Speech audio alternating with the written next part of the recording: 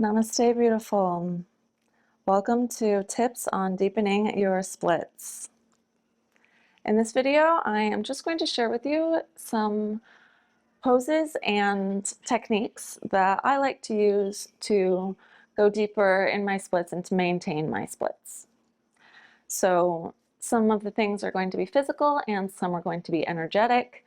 I believe both to be of equal importance when it comes to pretty much everything in yoga. Okay, so the first one is something that I would kind of actually recommend doing doing at the start of a practice. It oftentimes is put later in a practice, but I find this to be a really nice way to initially prepare the fascia for then going deeper afterwards. And it's also kind of a relatively quick and easy way. So after you do this, then everything else after this that you do toward your splits is going to have the potential to be deeper. Okay? So it is reclined foot to hand. So we lie down, recline position. And so let's start with the left leg down and the right leg up. So we have our left foot, and so we want our left leg to be such that our knee is pointing up to the ceiling and our top of our foot is also pointing up to the ceiling. Now, it might come out slightly when you go into the pose, and that's okay to be out slightly, but you really don't want it to be out too much because then we're not getting the right stretch that we want on the left hip flexor, right? So our splits, we're going into our front hamstring and then our back hip and a little bit into the back as well. Yeah? All right. So we have our left leg is straight. We're trying our best to keep the top of the foot and the knee pointing up toward the ceiling. And then we can first take our right knee and hug it into the chest. Maybe find a little bit of rocking back and forth just to kind of get the blood flowing and using the mind here. So energetically telling the body that we're about to open and that it's okay to open. And that's another reason that I like to start with reclined foot to hand. Okay, so then we go ahead and we can grab hold of the right foot. And now if you think that when you straighten your leg, you will no longer be able to reach your foot, then you can use a towel or a scarf or a strap or anything that you have to go around the sole of the foot and then hold on to it. Okay? And then if you can reach your foot, then go ahead and reach your foot and then straighten the leg. Now, first thing in the morning, then you're probably not going to be able to straighten it to your full capacity. And that's the whole purpose of doing it. Because then you'll notice that after maybe not too long, the fascia starts to open and you start to be able to pull it down farther. And so now as we're here, we have this opportunity as we're holding to use our mind, to energetically remind this hamstring, okay, you can relax a bit, you can open, to remind the fascia, okay, you can go in any way, right? A lot of the limitations to what we can do are a combination of our mind and our body being scared, being limited in its thinking. Yeah? So reminding this hip flexor, okay, you can move more, you can be open more, reminding this hamstring, okay, you can be open more. And so you can hold this for maybe 2, 3, 4, 5 minutes. If you were doing that with me and you want to do the other side, we can go ahead and do the other side. This class is mostly just for the purpose of showing you different things that you can incorporate into your practice. So if you want, you can go ahead and straighten that left leg now, making sure that you're trying to keep the knee up pointed straight and trying to keep the right top of your foot pointed up to the ceiling, and then grabbing a hold of that left foot and pulling it toward, and then you can use so in some practices, then maybe you're going to be using your right leg to keep your right hand to keep the right leg down. I like to instead use my right hand to hold and then use the left hand to energetically soften the hamstring of the extended leg. Yeah. And so then once we feel good there, so like I said, holding it for a couple of minutes, and it doesn't have to be for a couple of minutes. And also you might see that I'm not being super obsessed with my alignment here. Okay, so this is not, right now we're not doing an Ashtanga practice. When we're doing an Ashtanga practice and we're really making sure, okay, I have both of my butt cheeks on the floor and I'm holding with my peace fingers on my big toe and I'm really careful about my alignment. But I think if we're doing this at the beginning of practice to kind of yin style open up, then it can be okay to let go a little bit of our alignment. Yeah? All right. So that is number one. If you want to give your legs a little shake, you can do that. And then we will move on to number two. Number two is low lunge. So the nice thing about low lunge is that we get a little bit more of an opportunity to get into the back hip flexor because our front leg is raised up because we're on our foot in the front. Yeah? So let's go into our low lunge. So I think we probably know what low lunge is. So let's go on to the right foot first. Just putting the right foot down, and then you can either be such that your knee is directly over the foot, or I generally put my knee a bit farther forward than my foot is. And so if you keep the hips nice and square here, the more square your hips are, so the more you're pulling forward on the front hip and pulling back on the right hip, then the more you're going to feel it in your left hip flexor. Yeah. And so there are a few different ways that I like to use low lunge to get into my splits. So number one is bouncing. So when we're bouncing, then we are again communicating to the body. We're helping that blood to flow. And the instance of the bouncing kind of tells it, okay, see that movement? You can do that movement.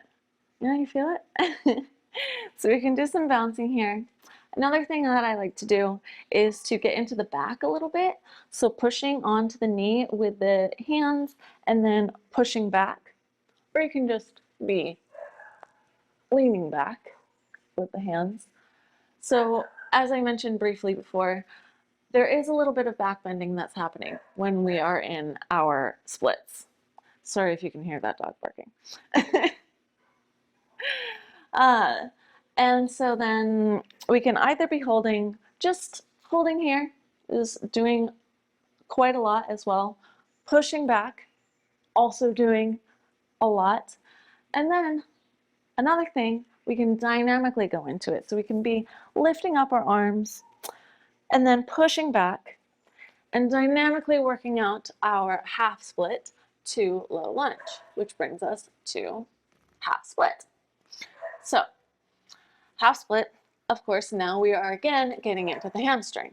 So the reason that I like to dynamically go from low lunge to half split is because we're going from the hip flexor to the hamstring, which are the two main things that we want to be getting into when we're getting into our splits. Yeah. And so in our half split, then we can play around with what feels the best as far as how far to lean forward, how far to be up. Maybe if you've taken my classes, you see I like to do a lot of arching the back and then rounding the back here, because I find it gets into the hamstring in different ways. You can also move your hips back and forth here. So really just playing around with the movement within each of these poses that I'm showing you will help you go deeper in your splits. And always remembering to be connecting the mind. Okay, so you're connecting the mind when you're paying attention to the different sensations, right? So pay attention to, okay, when I do this, I feel more right in the most protruding part of my hamstring. Okay, when I do this, then I feel a little bit more on the inside. So really using the mind to pay attention to where the different sensations are is going to help you go deeper. Yeah? Okay. Okay, before we go into number 4, then maybe you want to go on the other side if you were doing it with me. I now feel extremely uneven, so if you were just holding that with me that entire time, then maybe let's just take a second to go into our low lunge and our half split with our left foot forward. I should teach with my left foot forward because this is my weaker leg. So maybe just let's reiterate the things.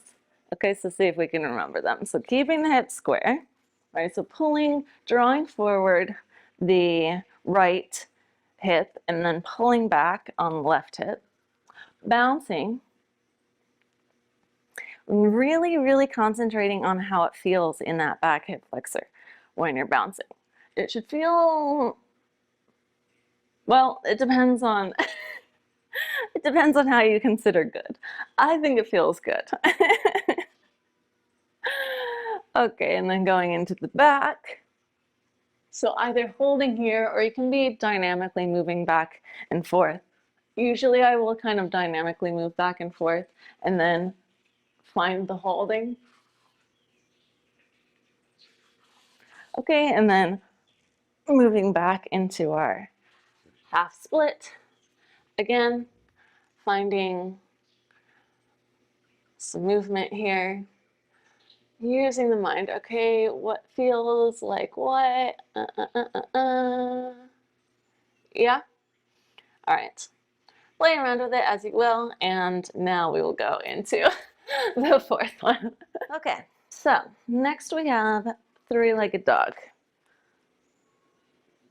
You will find this in so many classes, right? Particularly mine, I almost always put it in to the classes, and this is one of the reasons for it. The more times you go through three-legged dog, the deeper your split is going to be. Okay, so let's talk about a couple different ways to use three-legged dog to go deeper in the splits. So of course, number 1 is just being in the pose. Okay, so you can hold here. Number 2, open the hip a little bit. So bending the leg, opening, so you can either keep the shoulders square here. Keeping the shoulders square here, actually, you're gonna get more into the front hamstring, which will be more helpful for your splits. But if you like to, you can also go underneath the shoulders. And then, of course, one of my favorite things, dynamically going into it. So reaching up and then curling the knee to the nose and just using that dynamic movement to really get that stretch there. Yeah, so when we're in three-legged dog, then of course the proper alignment is that we want for, so now I'm gonna go on the left side. We want for our hips to be square, and so then our top knee is pointing down toward the floor instead of pointing out. However, oftentimes when I'm going through that dynamic movement, this one, then I'm not paying that much attention to my alignment, and you'll probably see that the knee does turn out a little bit. So I'm not being the best traditional teacher here by telling you to let go of alignment all these times. And, well, I can do my splits, so, you know, it's not always that important to be obsessed with alignment. And it does help in some times, right? So again, really using your mind and tapping into how does it feel when I do certain things, right? So there are benefits to keeping that alignment, okay?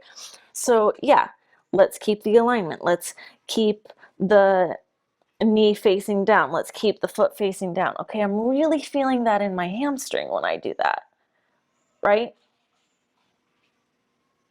So it is nice. And when I'm just kind of kicking up, I'm not paying that much attention to it, then what's that doing? Getting into the back hip flexor. Right, so both things are helpful and necessary for getting into the split. Yeah? So again, you can play around with those and see how it feels. Use your mind, use your energy. And now we will go into the last one, which is one of my favorite poses, and that is standing split. I love standing split.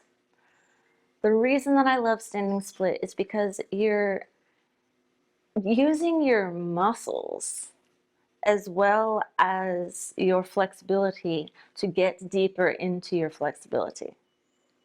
Okay, so standing split, we have the bottom leg is planted. So let me start with the left leg first this time. So this is my injured ankle. I can't really do standing split that well on this side, but I think I need to start on the other side. Okay, so we have our bottom leg planted. Generally, I would go into it either from maybe a warrior three and then go down into it, or a lot of times I kick up into it. So maybe we're in a pyramid, maybe we're even all the way down in low lunge, and then I'll kick up into standing split. And so, just as in all the other things, right, we want for our hips to be pretty square here, but the different thing about this is we're really putting a lot of attention in what we're doing with the back leg. We're using our muscles of our glutes and our whole back leg to pull it up toward the ceiling. And that, in using those muscles, is then helping to stretch out our hamstring and our hip flexor. Yeah? See how it feels. Again, tapping into the body, really feeling it out. Yes? Okay, so you can start on whatever side you want, doesn't matter. And so we can either have both hands down, you can be holding on to your ankle if you want. I like to hold on to my ankle, but again, this ankle is injured. And because of that, sometimes you can't balance that well in it. So if you want to maybe hold on with your left hand and then use your right hand if you're standing on your left foot, or vice versa if you're standing on your right foot. And so then, okay, so now I'm kind of passive right now. So now look at the difference when I then engage my top leg. And then really bringing the body, the top of the body, the head toward the foot. And really, really pulling yourself toward the bottom leg and pulling up on the top leg. Really, really reaching it toward the ceiling. Yeah? And so let's try it on the other side. So squaring out the hips before you come into the full pose can be helpful. So pulling forward on the left hip now and pulling back a bit on the right hip, holding on to grabbing onto the ankle with the right hand, bringing the left hand to the outside of the right foot. So I guess I can turn around maybe.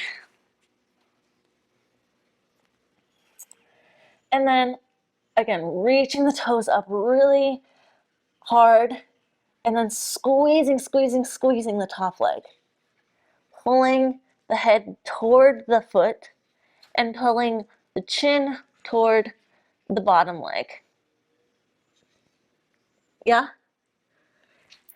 And so that's our static way of doing it. Also, you can be dynamic in your standing split. So you can either take some pulses, right? Getting into both the hamstring and the hip that way. So pulsing, again, I love pulsing. So see what the pulsing feels like in your body. Or you can also kick. Yeah, so you can be like standing in forward fold and then kick up. So this way, again, it's allowing the body to kind of feel that for a second, because when you're using that momentum, then you can go deeper for that second than you might go if you're holding it statically. But you tell your mind to tell your body to remember that, to know that you can get to that. Yeah? Okay, amazing. So now if you would like to then go into your split, then you know what? Let's go into the splits. Why not? Okay, so let's just go into it. I'm just going to go into it with you for a second, because after this video, I'm going to make another one where we do a whole flow, and then we will in fact go into the splits. So I'm going to start with my left leg first, because this one needs a little bit more right now. So maybe getting into it first, kind of be lifting up off of the floor, have your hands down a little bit, and then use this time to square out the hips. So pulling forward on the right hip if your left foot is in front, and pulling back on the left hip if your left foot is in front, and then trying to keep that square, then slide into the split. Yeah. So here we go, we're in our split, and please pay attention to your feet in splits. Okay, so they can be flexed. If you want your foot flexed, great. Or pointed. But pay attention to what it's doing. Pay attention to what is going on in your entire body, but in the splits, particularly in your entire legs, right? Use your mind, be mindful of what is happening in every single part of your legs, okay? So be mindful of your heel in the back being up. Be mindful of your hips being square. Be mindful of your toes pointing or flexing. Yeah? Okay. And let's go on the other side. And then you may practice as you wish. You can use all of those tips and tricks in your practices, or if you want, you can move on with me to the next video, in which I will put all of that together in a little flow, and we will end in splits and hopefully be nice and deep. Okay, so once again, now that we're on the right foot, keeping the hips as square as makes sense. Another way that can help with keeping the hips square is to twist to the opposite side. Yeah, because if we're twisting to the opposite side, then we're helping to bring the back hip forward and the front hip backwards. Yeah, pointing the toes, back heel is up to the floor, front top of the foot, back heel is up to the ceiling, front top of the foot is up to the ceiling, and you can be like a dancer here. You can have your hands out. You can arch the back. Play around. Hope you had fun. I had fun. I just did the flow that we're about to do this morning, so my splits feel great right now. Anyway, thank you for being here with me, for allowing me to share my tips and tricks with you, for allowing me to guide you. So much love. Namaste.